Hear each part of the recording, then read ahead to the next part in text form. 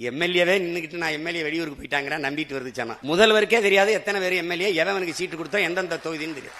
கோர சக்தி, தூர சக்தி, பார சக்தி, ஏற சக்தி, ஓர சக்தி, கடைசி இதை மறந்துட்டாப்ல. தூந்து போன சக்தி கண்டுபிடிச்சிட்டாப்ல. ஆனால் நீங்க திமுக வாக்குல தான் வென்றிருக்கிறீங்க. இப்ப நீங்க இந்த பதவி விலகுங்க, விலகிட்டு திமுகவை கடுமையா சாடுங்க, டிவிக்கு கூட்டணியில வந்து நில்லுங்க, போட்டி விட்டு வெல்லுங்க, என்ன வேணாலும் பேசுங்க. என் வீட்டு சோத்தை தின்னுட்டு உடம்ப வளர்த்துக்கிட்டு என்னை எதிர்த்து பேசுறதெல்லாம் எவ்வளவு அநாகரியம். நீ திமுக காரன் ஓட்டுல வென்றுட்டு இதை நான் கவர்ச்சியால் வந்து விட்டேன் என்று சொல்கிறார்கள். கோவப்படுறாப்ல. அது தப்பு தானே. அவர் மண்டேலா மாதிரி 27 ஆண்டு சிறையில் இருந்து வந்திருக்காப்ல. சினிமா டு சிஎம் எளிதா டிரான்ஸ்பர் ஆயிட்டு இல்ல, அதனால உங்களுக்கு தெரியல, கோவம் வருது வேற. சிஎம் சார் 69 படத்துல ஒரு படம் நல்ல படம். இந்த சனா ஒரு படம் கூட நல்ல படம் தராதவன் நல்ல ஆட்சி தருவன் நம்புது பேர். நேரம் அந்த ஒரு மாதம் என்னுடைய கையில ஆட்சி இருந்ததுன்னா ஒரு ரூபாயை தூங்கி இருக்க முடியாது. என்னென்னவோ நடக்குது நாட்டில் இருப்பான். பொம்பளை பிள்ளைய வன்முறை செய்து 10 வயசு பிள்ளைய கொண்டு விட்டான்னா அவங்க அம்மா குடிச்சிருந்தாங்க. டேய் யாரா நீங்கெல்லாம்? அம்மா குடிச்சிருந்தா பிள்ளைய கடத்திட்டு போய் வன்முறை செய்து கொலை செய்யணும்னு சட்டம் இருக்காடா? டேய் அவளே குடிச்சிருந்தாலும் தொடக்கூடாதுடா, அவளே குடிச்சிருந்தாலும் தொடக்கூடாது. சரிடா, என் தாயை குடிக்கிற நிலையில் தள்ளியவனவன். அதான்டா கேள்விங்க. எந்த தவறையும் சரி செய்யறது என்ன? அப்படி அவர் செய்யலையா, இவர் செய்யலையா? இருக்குடா உங்களுக்கு, இருக்கு. எவ்வளவோ பார்த்துட்டோம், இதை பார்க்க மாட்டோமா? நான் என்ன கேட்கிறேன் இந்த காங்கிரஸ் பெருமக்கள்கிட்ட, நீங்க எல்லாம் சோத்துல உப்பு போட்டு சாப்பிடுறீங்களா? உங்களுக்கு மானம், ரோசம், சூடு, சொரணை, வெக்கம் இல்ல ஏதாவது ஒண்ணு இருக்க. ஆனா எல்லாரும் நல்ல கசங்காத வேட்டி சட்டை மட்டும் வெக்க மயிர் இல்லாம கட்டிக்கிறீங்க. வெக்க மயிர் இல்லாம எதுக்கு? இப்பதான் திமுக காரனுக்கு அறிவு வருது. அவன் வேற எங்களுக்கு பகுத்தறிவு புகட்டினார், ஊட்டினார், காட்டினார். மங்கினில அவனை அன்னைக்கே வேட்டையை காணான் சட்டை காணான்னு ஓட விடுறதை விட்டு அவனை கூட கூட்டி வச்சு இங்க பேரு 10 எம்பி வச்சிருக்கான். 10 நாடாளுமன்றம் திமுக போட்ட பிச்சையில வச்சிருக்காங்க. இப்ப உண்மையில மானத்தை ரிசைன் பண்ற, ரிசைன் இட் விலகிட. விலகி இடைத்தேர்தலை சந்திச்சு டிவிக்கோட போய் டிவிக்கு போட போய் நின்று வாடா வா, வென்று வாடா, நீ போடா. கூட்டணி பெரிய கூட்டணி இல்ல, ஆட்சி அதிகாரத்தில் நீ அவனோட கூட்டணி வச்சு இடைத்தேர்தல் செஞ்சு 3 ஆண்டு இருக்கு. ரிசைன் பண்ண உடனே இந்த இடைத்தேர்தல் வச்சு நின்று வா, வென்று வா நீ பாப்ப.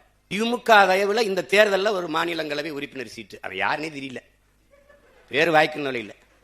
இந்த காங்கிரஸ் ஏன் கொள்ளணும்? ஏன் இந்த இடத்துல எங்க மாமா திருநாவுக்கரசுக்கோ இல்ல ஐயா தங்கப்பால் மாதிரி மூத்ததில் இருக்கோ எங்க மாமா திருநாவுக்கரசுக்கு அந்த இடத்த கொடுக்க கூடாதா? அந்த மாநிலங்களவை உறுப்பினரா பேரை இன்னைக்கு வரைக்கும் எனக்கு ஞாபகத்தில். காலையில கூட கேட்டேன் எங்க அண்ணன், அண்ணா அது யாருன்னு. ஏதோ சொன்னாரு தஸ்கோவிஸ்கி மாதிரி ஏதோ ஒன்று சொன்னாப்ல.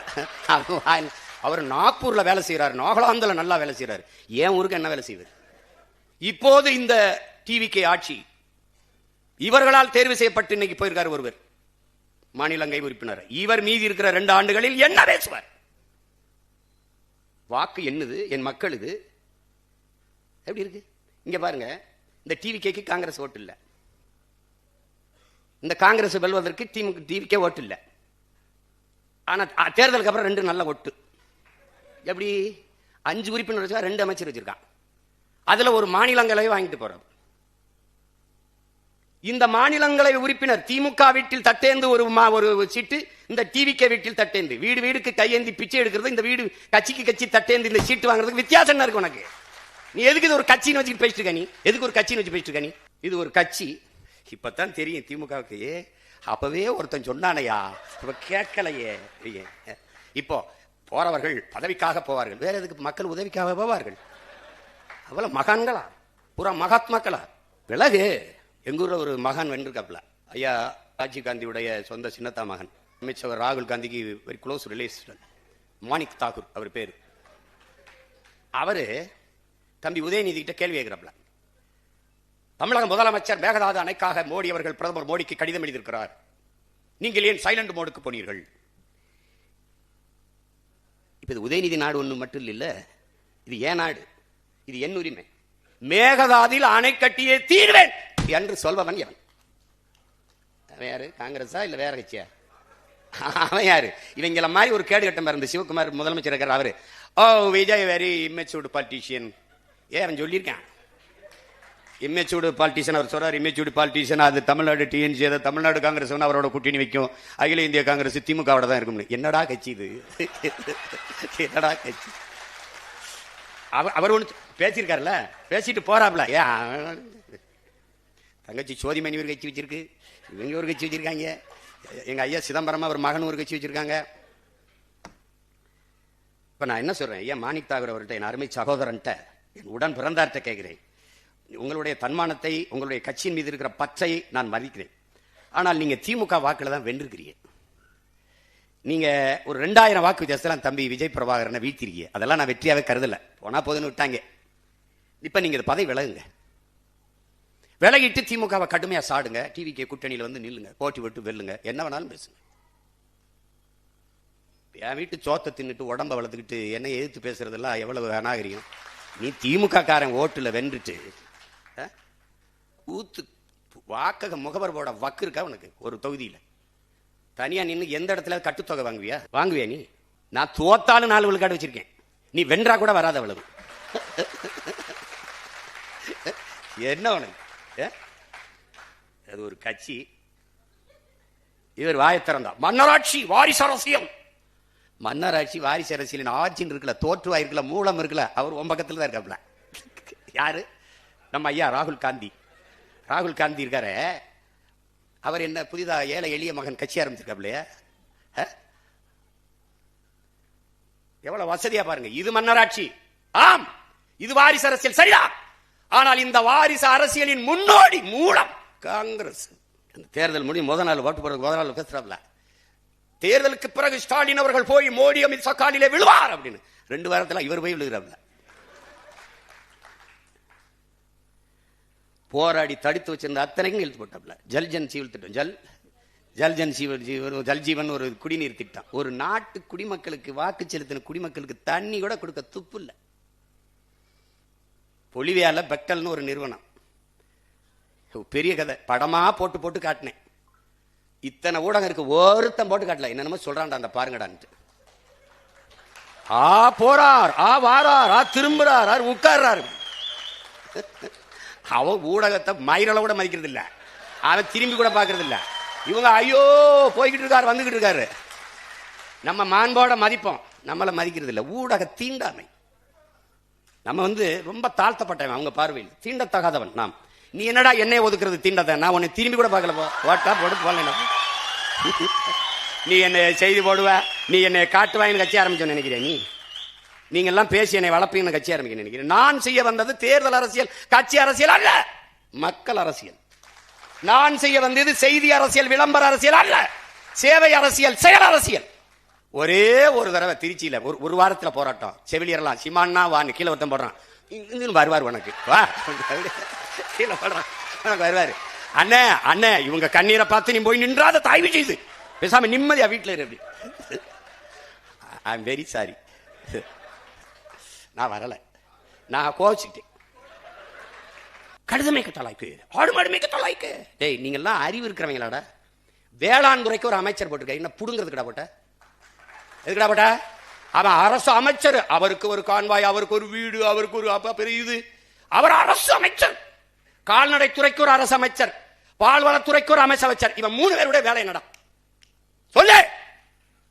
நாங்க பின்னோக்கி இருக்கிறோம், இவருக்கு முன்னோக்கி போறாங்க. பால்வளத்துறை அமைச்சருக்கு வேலை என்ன? வேலை என்ன? பால் இருக்குடா, வளம் எங்கடா? கால்நடையே இல்லை, எதுக்குடா கால்நடை துறைக்கு தண்ட கர்மாந்திர அமைச்சர் போட்டு கிடைக்க போட? எதுக்கு போட்ட? எதுக்கு போட்ட? எதுக்கு போட்ட? வேளாண் பல்கலைக்கழகம், வேளாண் கல்லூரி, வேளாண் துறைக்கு அமைச்சர். அப்ப அவனுக்கு எங்கடா வேலை கொடுப்ப? வேளாண்மை அரசு பணி ஆக்குனாதான்டா அவனுக்கு வேலை கிடைக்கும். இப்ப வேளாண் துறை அமைச்சருக்கு வேலை என்ன? வேலை என்ன? கால்நடைத்துறை அமைச்சருக்கு வேலை என்ன? அதான் எப்படிப்பட்ட அறிவாளிகள்கிட்ட சிக்கிட்டேன் பத்தியில. அவன் என் தம்பி ஒருத்தர் இருக்கான் பார்த்திபன், அவன் போக்குவரத்து துறைக்கு அமைச்சராக போட்டிருக்காப்ல. அவன் அங்கே வந்தூர் மாவட்ட ரசிகர் மன்ற தலைவர். வால்வோ பஸ் உரிமையாளர்கிட்ட போய் நீ தாண்டா ஓட்டுறாத, வால்வோ பஸ் கவர்மெண்ட் தாண்டா ஓட்டுது, அது நீ தம்பி சாப்பிட்டு வந்திருக்க, நான் பசியோடு இருக்கேன். அது இல்லையே அவர் சொல்றதுக்கு, இது இல்லையே பதில். அது முன்பதிவு செஞ்சவங்க எல்லாம் விட்டுட்டு இங்க காத்திருந்தவங்களை ஏற்றி விட்டேன் அப்படின்னு. எப்படி இருக்கு? பாட்டிலுக்கு 10 ரூபா, பாட்டிலுக்கு 10 ரூபா, பாட்டிலுக்கு 10 ரூபாயின்ட்டு அதிகாரத்துக்கு வந்தோன்னா பாட்டிலுக்கு 10 ரூபா அப்படிலாம் கிடையாது.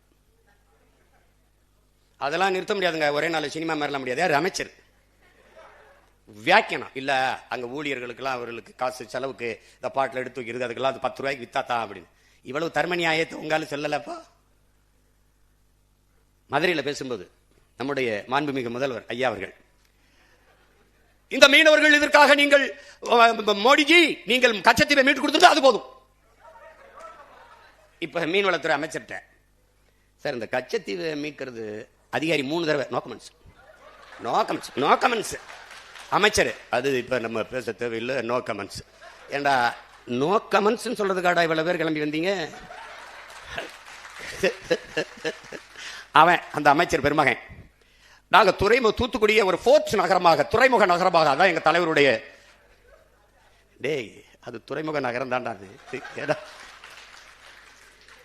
இப்ப நம்ம கடல்ல விழுந்து சாகிறதா இல்ல கிணத்துல விழுந்து சாகிறதா? எங்க எந்த பக்கம் போறது? எங்க பார்த்தாலும் முட்டிச்சந்து மூத்திரச்சந்தாரு. கருமம் 436 திட்டங்களை 76 சரி 1.25 மணி நேரம் வச்சுக்கிடுவோம். 1.25 மணி நேரத்தில் 436 திட்டங்கள்னா ஒரு திட்டத்துக்கு 3 நொடி செலவழிச்சிருக்கேன். 3 நொடி தானே? 3 2 6 நொடி. 6 நொடியில் ஒவ்வொரு திட்டம். அந்த 436 திட்டங்களையும் நம்முடைய மாண்புமிகு அமைச்சர் ஐயா நிர்மல்குமார் அவர்கள் படிச்சுட்டாங்கன்னா, ஓ இவ்வளவு திட்டங்களை பேசியிருக்கீங்களா நீங்களும் உங்க திட்டம். வந்த உடனே முதல் கையெழுத்து 200 அலகு மின்சாரம் இலவசம். மின்துறை அமைச்சர் 2,50,000 கோடி கடன் இருக்கு அப்படின்னு. அது எங்களுக்கு தெரியும், உங்களுக்கு தெரிஞ்சதா இல்லையா? தெரியாம தான் போட்டிட்டீங்களா? தெரிஞ்சு போட்டிடும் போது 200 யூனிட் 200 அலகு மின்சாரம் இலவசமா தரேன்னு என்ன இதுக்கு சொன்னீங்க? இதுக்கு அத்தனை கோடி பிரச்சனை இருக்கும்போது எடுத்தவன முதல் கையெழுத்து 200 யூனிட் மின்சாரம் இலவசம். டே மின்சாரத்துக்கு கொடுறா, அப்புறம் இலவசமா கொடுக்கறதா இல்லையான்னு யோசிப்போ. மானங்கெடுது. எம்எல்ஏவே நின்றுக்கிட்டு நான் எம்எல்ஏ வெளியூருக்கு போயிட்டாங்கிறேன் நம்பிட்டு வருது சனம். ஏன்னா சனந்தே நம்ம தான் எம்எல்ஏன்னு தெரியல. முதல்வருக்கே தெரியாது எத்தனை பேர் எம்எல்ஏ, எவனுக்கு சீட்டு கொடுத்தா எந்தெந்த தொகுதின்னு தெரியாது. ஓட்டு போட்டவனுக்கும் தெரியல, சீட்டு கொடுத்து நிறுத்தினவனுக்கும் தெரியாது யார் எம்எல்ஏ. எங்க மொத்த பேரையும் அப்படி சொல்லு 108 பேரையும் 107 பேர். மக்கள் விரோத ஆட்சியை மக்கள் விரோதம். எது மக்கள் விரோதம்? ஒருத்தர் 2 தொகுதியில் நிக்கிறதாண்டா முதல் மக்கள் விரோதம். இன்னொரு ஜனநாயகத்தில் இன்னொரு கணக்கான வாய்ப்பு பறிக்கப்படுகிறது, முதல் விரோதம். இரண்டாவது, நீங்க 2 தொகுதியில் வென்று ஒரு தொகுதியை பதவி விலகிற போது வலுக்கட்டாயம் அங்கு ஒரு இடைத்தேர்தல் திணிக்கப்படுகிறது. அந்த தேர்தலுக்கு குறைஞ்சது 10 நாள் 15 நாள் விடுமுறை விடணும். அங்க இருக்கிற அதிகாரிகள் வேலை செய்யணும், அங்க இருக்கிற பள்ளி கல்லூரி விடுமுறை விடணும், எல்லா அதிகாரிகளும் வேலை செய்யணும். அதுக்கு குறைஞ்சது 20 கோடி செலவு பண்ணணும். நீங்க விலகிறதோட இல்லாம பல பேரை விலக சொல்லி வேற சேர்த்துட்டிய. ஏன்னா நீங்க தூய சக்தி இல்ல, நீங்க கோர சக்தி, தூர சக்தி, பார சக்தி, ஏற சக்தி, ஓர சக்தி. எங்க ஊர்ல வருவாங்க குடுகுடுப்புக்கு, நல்ல காலம் பிறகு அடிச்சுக்கிறாப்ல.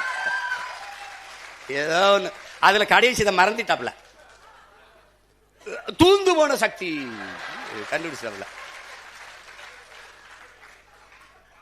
அது நஸ்ருதீன் சார் சொல்றாப்ல, புகழ்பெற்ற நடிகர், உங்களுக்கு இந்த நகரம் தீப்பற்றி எரிகிறதுல வருத்தம் இருக்கு, எனக்கு இந்த பைத்தியக்காரங்கையில தீப்பெட்டி எவன் கொடுத்துருங்கிறது வருத்தமா இருக்கு சொல்லியிருக்காப்ல. அது மாதிரி கொடுமையான ஒரு கூட்டம்டாது. இடை நான் கவர்ச்சியால் வந்து விட்டேன் என்று சொல்கிறார்கள், கோவப்படுறாப்ல. அது தப்பு தானே. அவர் மண்டேலா மாதிரி 27 ஆண்டு சிறையில் இருந்து வந்திருக்காப்ல. எண்ணற்ற தியாகங்கள், எண்ணற்ற வழக்கு, பல சிறை கொட்டடிகள், அனுபவம். அப்புறம் 200 கோடியில் 100 கோடியை சல்மான் மாதிரி வாங்குற சம்பளத்தை பாதிய மக்களுக்கு கொடுத்து கொடையா கொடுத்து மக்களின் இதயத்தை வென்று வந்துட்டாப்ல. சினிமா டு சிஎம் எளிதா டிரான்ஸ்பர் ஆயிட்டு இல்ல, அதனால உங்களுக்கு தெரியல, கோவம் வருது வேற. சரி என்னதான் தகுதி சொல்லுங்களேன் சிஎம் சார். நீங்க உங்களை மக்கள் தேர்வு செஞ்சதுக்கு ஒரே ஒரு காரணம் சொல்லுங்க.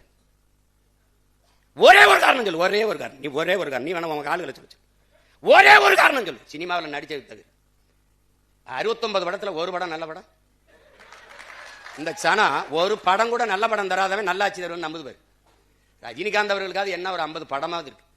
அண்ணன் கமலஹாசனுக்கு 100 படமாவது நல்ல படம். எம்ஜிஆருக்குன்னா 200-300 பாட்டு இருக்கு. ஒழுக்கம் நிறைந்த தாயை போற்றுவது, மனைவி பெண்களை மதிப்பது, பாடல் இருக்கு. மது குடிக்க மாட்டார், சிகரெட் குடிக்க மாட்டார். நீ தம் அடிக்கிற அழகை பார்த்து தனலட்சுமி இரும்பிச்சுன்னு